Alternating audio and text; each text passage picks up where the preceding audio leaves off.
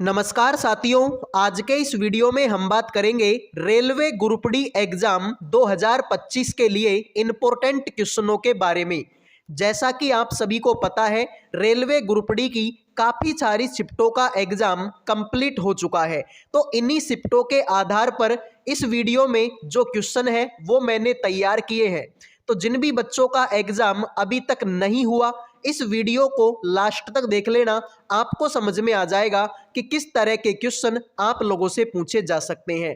तो सभी student video को लाइक कर दो, चैनल को सब्सक्राइब कर दो, साथ में मेरे भाई कमेंट में अपनी अपनी एग्जाम डेट मुझे बता दो, ताकि मुझे पता चले कि किस डेट के और किस शिफ्ट के ज़्यादा बच्चे हमारे साथ लाइव हैं। तो देखो मेरे भाई, यदि प्लस का मतलब माइनस है, माइनस का मतलब गुणा है, गुणा का मतलब भाग है और भाग का मतलब प्लस है, तो निम्नलिखित व्यंजक का मान क्या होगा? सभी बच्चे बताएंगे भाई इस सवाल का राइट आंसर क्या होगा, क्वेश्चन मार्क की जगह पर क्या आएगा। तो ध्यान से देखो मेरे भाई, 20 की जगह पर तो 20 है, लेकिन आगे तो भाग है, भाग का मतलब तो प्लस है, तो प्लस लगा दो 2, आगे तो प्लस है, प्लस का मतलब माइनस है, लगा दो 4, आगे माइनस है, माइनस का मतलब गुणा, लगा दो 8, और आगे तो गुणा है, गुणा का मतलब भाग है, तो लगा दो मेरे भाई भाग और लिख दो 4। तो देखो भाई, 20 की जगह पर तो 20 आएगा, ठीक है, या फिर ऐसे कर लो, देखो 20 और 2 कितना हो जाएगा, 22 हो जाएगा, ठीक है, माइनस का 4 है, 4 का भाग 8 में दूंगा तो 4 दूनी 8 हो जाएगा, तो 22 और माइनस का 8 होगा, तो 22 में से 8 घटाएंगे तो आंसर आएगा मेरे भाई आपका 14। यही तुम्हारे सवाल का राइट आंसर हो जाएगा। तो जिन्होंने 14 आंसर दे दिया उनके मजे, बाकी सभी का सवाल गलत है। आओ मेरे भाई, वीडियो में आगे बढ़ने से पहले जो भी बच्चे रेलवे ग्रुप डी एग्जाम 2025 की तैयारी कर रहे हैं, जिनका एग्जाम अभी तक नहीं हुआ, उन सभी बच्चों के लिए करंट अफेयर का, जीके का, रीजनिंग का और मैथ सब्जेक्ट का पीडीएफ तैयार कर दिया केवल 100 रुपये में। इस 100 रुपये में आपको चारों सब्जेक्टों का कंप्लीट पीडीएफ मिलेगा। साथ में मेरे भाई परीक्षा में ऐसे ही क्वेश्चन आएंगे जैसे क्वेश्चन आपके पीडीएफ में होंगे, क्योंकि सारे के सारे क्वेश्चन एग्जाम के पैटर्न के आधार पर मैंने तैयार किए हैं। तो अगर कोई बच्चा इस पूरे पीडीएफ को ध्यान से पढ़ लेता है तो लगभग वो सिलेक्शन के काफ़ी नज़दीक पहुंच जाएगा। तो मात्र 100 रुपये का पीडीएफ है, लास्ट टाइम है। अगर 100 रुपये के पीडीएफ से 10 क्वेश्चन भी एग्जाम में मिल जाएंगे तो ये अपने आप में बहुत बड़ी बात हो जाएगी। जिन भी बच्चों को पीडीएफ चाहिए, इन नंबरों पे व्हाट्सएप मैसेज करके मात्र 100 रुपये में आप चारों सब्जेक्टों का पीडीएफ ले सकते हो। तो जिनको चाहिए मैसेज कर देना। देखो भाई, यदि ए का मतलब प्लस है, बी का मतलब गुणा है, सी का मतलब माइनस है, डी का मतलब भाग है, तो निम्नलिखित व्यंजक का मान क्या होगा? तो देखो भाई, 67 की जगह पर 67, आगे तो सी है, सी का मतलब तो माइनस है, लगा दो 45, आगे तो ए है, ए का मतलब तो प्लस है, लगा दो 12, आगे डी है, लगा दो भाग, और आगे तो बी है, बी का मतलब गुणा, लगा दो मेरे भाई 2। तो देखो, 67 में से 45 गया तो 22 बचेगा, प्लस में 6 दूनी 12 हो जाएगा, और 2 यहाँ पर मल्टीप्लाई में है, तो 22 तो ये हो गया और 2 दूना 4 ये हो गया, तो 22 और 4 का 26 होता है। तो जिन्होंने मेरे भाई 26 आंसर दे दिया उनके हो गए मजे, बाकी सभी का ये सवाल गलत हो चुका है। उम्मीद करूंगा मेरे भाई आपको ये सवाल समझ में आ गया होगा। अब बढ़ते हैं अगले सवाल पर। अगला सवाल देखो भाई, एक निश्चित कूट भाषा में साइन अप फॉर स्पोर्ट्स को कुछ इस तरीके से लिखा गया। द साइन पोस्ट फेल को कुछ इस तरीके से लिखा गया। द पोस्ट इज क्लोज्ड को कुछ इस तरीके से लिखा गया। तो इसी कूट भाषा में शब्द फेल का किस प्रकार लिखा जाएगा? तो मेरे भाई आप लोगों से पूछा गया है कि FELL को किस प्रकार लिखा जाएगा।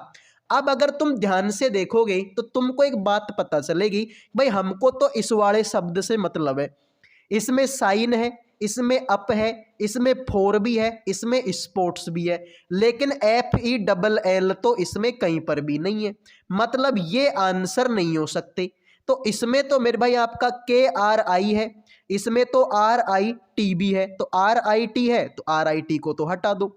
इसमें तो मेरे भाई आपके GAB, ठीक है, VIN भी है और GAB भी है, ठीक है। आगे चलो, फिर देखो इसमें द है, पोस्ट है, इज है, क्लोज्ड है। इसमें कहीं पर भी FELL नहीं है, मतलब ये आंसर हो ही नहीं सकते, ये आंसर नहीं हो सकते। तो इसमें तो PRI भी है, हटा दो PRI को। इसमें तो FAL भी है, हटा दो FAL को। तो यही तुम्हारा ऑप्शन बचा, यही तुम्हारे सवाल का राइट आंसर हो जाएगा NEI। या फिर देखो इस सवाल को करने का दूसरा तरीका भी है, भाई हमको मतलब है FELL से, तो FELL भी इसमें है, ना तो इसमें है और ना ही इसमें है। अब ध्यान से देख लो मेरे भाई, NEI भी सिर्फ इसमें है, ना तो NEI इसमें है और ना ही NEI इसमें है। तो राइट आंसर तुम्हारा क्या होगा? NEI होगा। ये लो भाई, ए हैज बी का अर्थ है ए बी की मम्मी है, एट द रेट का मतलब है ए बी की बहन है, एंड का मतलब है ए बी का पति परमेश्वर है, और प्रतिशत का मतलब है ए बी की पत्नी है। तो बताओ मेरे भाई के टी से किस प्रकार संबंध रखेगा? तो ये रहा के और ये रहा टी। तो ऐसे करो मेरे भाई, इन सबको तो हटा दो। भाई तुमको मतलब किससे है? के से है और टी से है।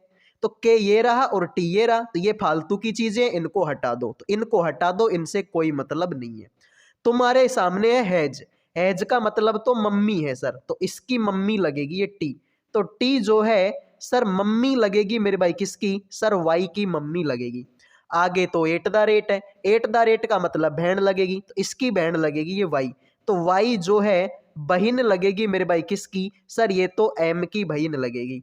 आगे तो प्रतिशत है, प्रतिशत बोले तो सर पत्नी है, तो एम जो है पत्नी लगेगी मेरे भाई किसकी? तो सर वो तो के की पत्नी लगेगी। तो मान लो कि ये मैं हूं, ये मेरी पत्नी है, मेरी पत्नी की बहन, तो सर मेरी पत्नी की बहन तो मेरी साड़ी लगेगी, और मेरी साड़ी की मम्मी, तो मेरी साड़ी की मम्मी मेरी सास लगेगी। तो ये अगर मेरी सास है तो मैं इसका दामाद लगूंगा, मैं इसका क्या लगूंगा? दामाद लगूंगा, ठीक है भाई। तो ये मान लो मैं हूं, ये मेरी पत्नी की बहन मेरी साली लगेगी, और मेरी साली की मम्मी मेरी सास लगेगी। तो ये अगर मेरी सास है तो मैं इसका दामाद लगूंगा, बात खत्म। तो सभी से रिक्वेस्ट है, प्लीज भाई वीडियो को लाइक कर दो, चैनल को सब्सक्राइब कर दो। लाइक सब्सक्राइब करना बिल्कुल फ्री होता है। चिन्हों को क्रमानुसार प्रतिस्थापित करने और दिए गए समीकरण को संतुलित करने के लिए गणितीय चिन्हों के सही संयोजन का चयन करें। सभी बच्चे बताएंगे, अगर तुम्हें इस इक्वेशन की वैल्यू को LHS इक्वल टू RHS करना है तो इसकी जगह पर कौन सा चिन्ह आएगा, इसकी जगह पर कौन सा, इसकी जगह पर कौन सा, इसकी जगह पर कौन सा, और इसकी जगह पर कौन सा। तो सभी बच्चे बताएंगे भाई इस सवाल का आंसर क्या होगा। तो देखो भाई, सवाल को करने का सबसे सिंपल तरीका मैं आपको बताऊंगा, सबसे आसान तरीका मैं आपको बताऊंगा। तुमको पता है कि 31 का भाग 248 में जाता है। तुमको पता है ना भाई, 31 गुणा में 8 कितना होता है? सर 248 ही तो होता है। यानी कि ये बात तो कन्फर्म है कि 31 का भाग 248 में जाता है। लेकिन भाई क्या 67 का भाग 213 में जाता है? नहीं जाता। 119 का भाग 67 में जाता है? नहीं जाता। 248 का भाग 119 में जाता है? नहीं जाता। इसका मतलब मेरे भाई इन दोनों का ही भाग आपस में जाता है। यानी कि भाई ये जो चिन्ह है ना, ये चिन्ह यहाँ पर तो कन्फर्म हो गए भाग का चिन्ह लगेगा। तो पहला, दूसरा, तीसरा, चौथा जो चिन्ह है वो भाग का है। तो मेरे भाई चौथा चिन्ह भाग का इसी में है। तो ऐसे करो, इसी को लगा के चेक कर लो। तो 213 की जगह पर 213, स्टार की जगह देखो पहला चिन्ह प्लस का तो प्लस लगा दीजिए, आगे 67 आ गया। आगे माइनस है तो माइनस लगा दो 119, आगे प्लस है तो प्लस लगा दो मेरे भाई 248 का 248, और यहाँ पर आगे भाग है तो आगे भाग लगा दो और 31, और आगे तो 169 बराबर में है तो बराबर में 169 आएगा। तो चेक करते हैं भाई, देखो 213 में 67 जोड़ेंगे तो ये आंसर आएगा 280। 280 में से 119 घटाएंगे, प्लस में 31 का भाग देंगे तो 8 बढ़ जाएगा। 10 में से 9 गया तो 1 बचेगा, 7 में से 1 गया तो 6 बचेगा, और 2 में से 1 गया तो 1 बचेगा। 161 में 8 जोड़ेंगे तो 169 हो जाएगा। इसका मतलब इधर को भी 169 और इधर को भी 169। ठीक है, तो राइट आंसर आप लोगों का क्या होगा? ऑप्शन नंबर बी होगा। तो जिन्होंने ऑप्शन बी आंसर दे दिया है उनके तो मजे हो गए, बाकी सभी का सवाल गलत हो चुका है। तो सभी से रिक्वेस्ट है मेरे भाई, वीडियो को लाइक कर दो, चैनल को सब्सक्राइब कर दो। लाइक सब्सक्राइब करने का कोई पैसा आप लोगों का नहीं लगता। आइए अगले सवाल पर बढ़ते हैं। उस आकृति का चयन करें जो नीचे दी गई श्रृंखला में प्रश्न चिन्ह के स्थान पर आएगी। सभी बच्चे बताएंगे क्वेश्चन मार्क की जगह पर कौन सी आकृति इनमें से आएगी। फटाफट कमेंट करो भाई, इस सवाल का आंसर क्या होगा। तो देखते हैं आप में से कितने बच्चे इस सवाल का आंसर करेंगे। फटाफट कमेंट करो भाई। ठीक है, तो देखो भाई, कुछ भी नहीं करना, इस तरीके का एक डब्बा आप बना सकते हो। ठीक है भाई, इस तरीके का डब्बा आप बना लो। देखो इसमें ये जो थोड़ा सा रंगा हुआ हिस्सा है ये ऊपर की तरफ है। ठीक है, या फिर ऐसे ही कर लो। ठीक है, इसमें थोड़ा सा रंगा वैसे ऊपर की तरफ है। ठीक है, इसमें थोड़ा सा रंगा हुआ हिस्सा इधर की तरफ है। ठीक है, इसमें ये थोड़ा सा हिस्सा रंगा हुआ नीचे की तरफ है। ठीक है, तो अब जो छोटा सा रंगा हुआ हिस्सा आएगा वो इधर की तरफ आएगा। तो इधर की तरफ सर इसमें तो नहीं है, इधर की तरफ गलत है। इसमें तो नीचे की तरफ है, ये भी गलत है। इसमें भी इधर को है और इसमें भी इधर को है। तो इन दोनों में से कोई एक आंसर आपका होगा। अब आगे चल लो मेरे भाई। ठीक है, आगे भी सेम का देखो, इसमें ये जो गोला है ये ऊपर की तरफ है। ठीक है, इसमें ये जो गोला है वो इधर की तरफ है। ठीक है, इसमें ये जो गोला है वो नीचे की तरफ है। ठीक है, तो अब जो गोला आएगा वो इधर की तरफ आएगा और इधर की तरफ तो इसी में है, इसमें तो इधर की तरफ है, तो ये भी गलत हो गया। तो राइट आंसर आप लोगों का क्या होगा? ऑप्शन नंबर बी होगा। तो जिन्होंने बी आंसर दे दिया उनके मजे हो गए, बाकी सभी का सवाल गलत हो चुका है। आओ मेरे दोस्त अगले सवाल पर बढ़ते हैं। उस शब्द युग्म का चयन कीजिए जो नीचे दिए गए शब्दों के युग्म में व्यक्त किए गए समान संबंध का सबसे अच्छा निरूपण करता है। इन दोनों के बीच में कोई संबंध है। तो मेरे भाई देखिए, फिजियोलॉजी में किसका अध्ययन होता है? मानव शरीर में। भाई अगर आप में से कोई बच्चा साइंस पढ़ता होगा तो उसको खूब अच्छे से पता है कि फिजियोलॉजी में किसका अध्ययन होता है? मानव शरीर का। सर ऑर्निथोलॉजी में कीट का अध्ययन होता है कि नहीं होता? भाई ऑर्निथोलॉजी में तो पक्षियों का अध्ययन होता है। इसका मतलब पहला ऑप्शन तो गलत है। पेट्रोलॉजी में चट्टान का अध्ययन होता है क्या? ये बात 100% सही है। ठीक है, ये बात 100% सही है। फिजियोलॉजी में अध्ययन होता है मानव शरीर का और पेट्रोलॉजी में अध्ययन होता है किसका? चट्टान का। तो जिन्होंने ऑप्शन बी आंसर दे दिया उनके मजे हो गए, बाकी सभी का सवाल गलत हो चुका है। आओ मेरे भाई अगले सवाल पर बढ़ते हैं। उस विकल्प का चयन कीजिए जिसका तीसरे पद से ठीक वही संबंध है जो संबंध दूसरे पद का पहले पद से और वही संबंध छठे पद का पांचवें पद से। तो मेरे भाई इनके बीच में आपस में कोई संबंध है, इनके बीच में आपस में कोई संबंध है। तो बताओ भाई 12 का संबंध किसके साथ में होगा? तो बड़ा सिंपल सवाल है, ध्यान से देखो क्या होगा। 4 का स्क्वायर होता है 16, तो 16 में अगर 2 जोड़ दूं तो आंसर होगा 18 जो कि यहां पर है। 7 का स्क्वायर होता है 49, तो 49 में अगर 2 जोड़ दूं तो आंसर हो जाएगा 51 जो कि यहां पर है। तो 12 का स्क्वायर होता है 144, इसमें अगर मैं 2 जोड़ दूं तो आंसर हो जाएगा 146 जो कि इसी ऑप्शन में है। तो जिन्होंने डी आंसर दे दिया उनके हो गए भाई मजे, बाकी सभी का ये सवाल गलत हो चुका है। आइए अगले सवाल पर बढ़ते हैं। ऐसे सवाल हम पहले भी कर चुके हैं और मैथमेटिकल ऑपरेशन के लगभग 2 से 3 क्वेश्चन आपको पेपर में देखने को मिलेंगे।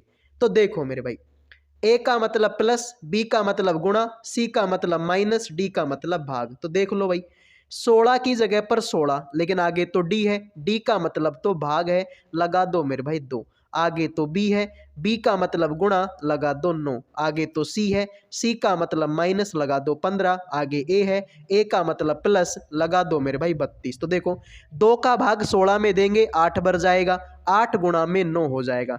32 में से 15 जाएगा तो आप बात करें 15 दूना 30 यानी कि मेरे भाई 17 बचेगा। तो 9 8 का 72 और 72 में 17 जोड़ेंगे आंसर 89 हो जाएगा, जो कि ऑप्शन नंबर 1 में है। तो जिन्होंने ऑप्शन 1 आंसर दे दिया उनके मजे, बाकी सभी का सवाल गलत है। लो मेरे भाई, निम्नलिखित में से कौन सी संख्या दी गई श्रृंखला में प्रश्नवाचक चिन्ह का स्थान लेगी? तो देखो भाई, बड़ा सिंपल सवाल है। 25 में देखो, पहले छोटी संख्या, फिर बड़ी संख्या, फिर और बड़ी, फिर और बड़ी, फिर और बड़ी। तो मेरे भाई देखो, 25 में 4 जोड़ोगे 29, 29 में 7 जोड़ोगे 36, 36 में 13 जोड़ोगे 49, 49 में मेरे भाई कितना जोड़ोगे 22 जोड़ोगे 71। तो देखो, 4 में 3 जोड़ेंगे 7, 7 में 6 जोड़ेंगे 13, 13 में 9 जोड़ेंगे 22। तो 3 एकम 3, 3 दूना 6, 3 तिया 9, 3 चौके 12। तो 22 और 12 कितना होता है? 34 होता है। तो 71 और 34 कितना होता है? 105 होता है। तो जिन्होंने बी आंसर दे दिया उनके हो गए भाई मजे, बाकी सभी का ये सवाल गलत हो चुका है। उम्मीद करूंगा मेरे भाई ये सवाल आपको समझ में आ गया होगा। समझ में आया है तो वीडियो को लाइक करें, चैनल को सब्सक्राइब करें। अब मिलेंगे अगले वीडियो में, तब तक के लिए जय हिंद, जय भारत।